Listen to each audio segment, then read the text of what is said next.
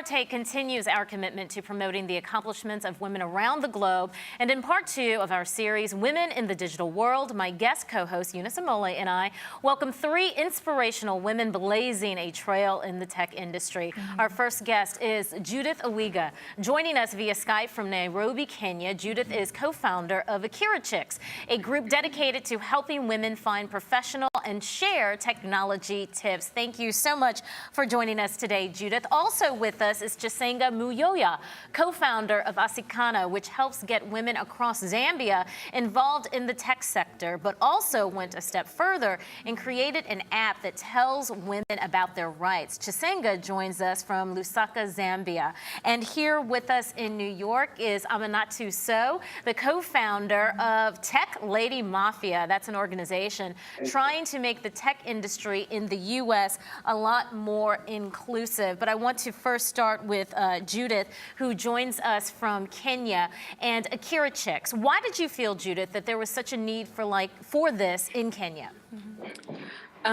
So the first time can you hear me? I can hear you. Go right ahead, Judith. Okay, so the first time I was in class, in my computer science class, I was surprised to find only 5 ladies in the class. So that began my journey and my questioning journey of where are the ladies in tech. So throughout university, we were always looked at like oddballs. And then when I started working, I was in a company where we were 5 developers, 4 of us were ladies, and people would constantly ask us, do you really develop code in that company? So there was clearly a view that people had of ladies in technology, and we kind of felt like oddballs. So we decided, why don't we form an organization for us, so that we can just meet, talk about tech, and where we'd feel, normal in our own skin, in our own space, doing what we do best. Yeah, so that's really why we formed Akira Chicks. And Chisenga joining us from Zambia via Skype as well. I'm curious, did your story sound a little bit like Judith's? Did you find yourself among one of few other women?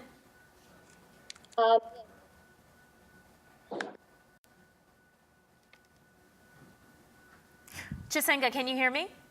Yes, I can hear you. Can you hear me? Yes, I was just asking you, did you yourself find yourself as one of few women working in the tech industry? Is that what prompted you to start your organization?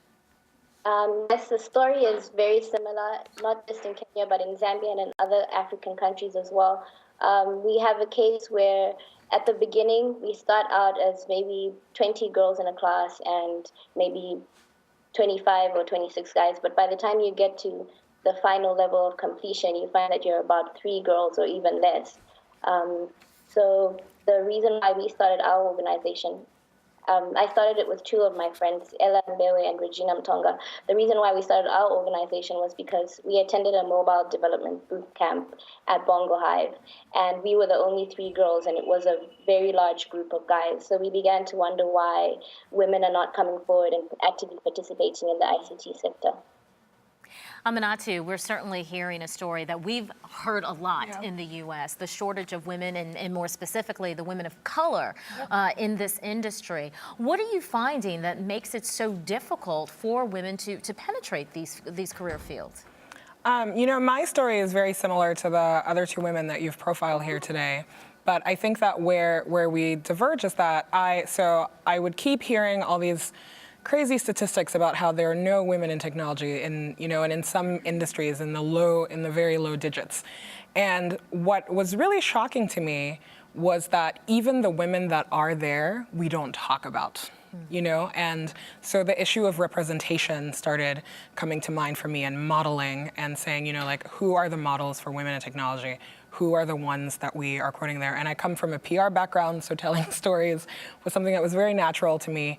And so the Tech Lady Mafia, we go out of our way to find the women who are there and to tell their stories, because you hear this across the spectrum of, any minority group, is that when you have one person, people can model themselves after that person and see themselves there. I'm sorry, ladies. Unfortunately, we are running short on time. I do want to bring this up. Aminatow, you actually used your organization to push Facebook to actually change the way that it was doing business. Just very briefly, talk about what you did, and then I just want to quickly go to Chisenga so she can talk about the app that they've provided for women. Again, just quickly, tell me what you were able to do with Facebook. That's actually an action that is run through Women, Action, and the Media, WAM.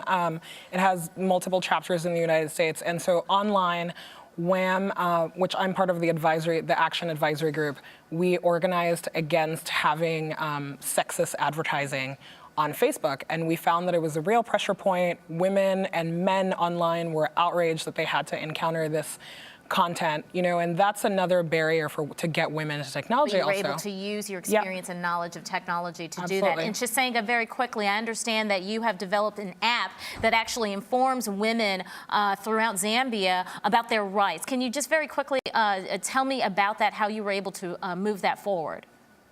Okay, so we began the process by holding a hackathon, which we held at Bongo High, where we asked people from different fields to come in and share their views.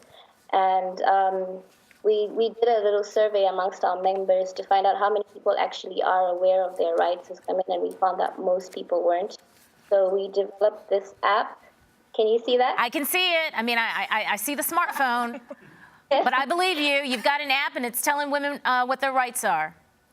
Yes, so, and the girls within a kind of network are the ones who developed the app. The girls who receive training from ZamRise in mobile development. So the app just shows what particular right you have. Like it'll say, I have the right to XYZ, and what legislation backs up that particular right in our country. Ladies, I have to say that it is such a distinct honor to meet you all. Judith Owigar joining us from Nairobi, Kenya, as well as Chisenga Muyoya joining us from Zambia, and Aminatow here in the New York studio, as well as Eunice Omole. Thank you so much. Thanks for having me. You have to come back. I'm sorry, the time just seems to run out. Women in the Digital World, part of our 3-part series. Ladies, more power to you. I'm Christina Brown, and you're watching Our Take.